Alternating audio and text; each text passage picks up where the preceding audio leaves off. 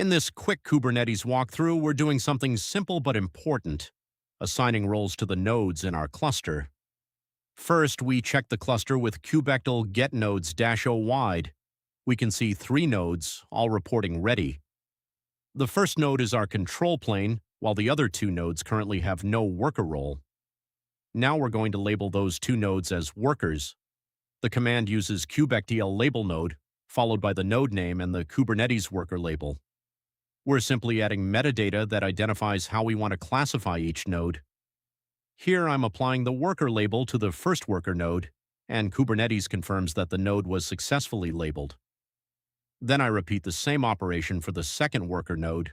Finally, I run kubectl getNodes-o wide again to verify the result. And now we can see the difference. The control plane node remains the control plane, while both additional nodes show the worker role. This is a small step, but labels are very useful in Kubernetes. They help us organize nodes and, when combined with selectors, control where workloads can run. So the final result is a 3-node cluster. 1 control plane node and 2 worker nodes, already and clearly identified.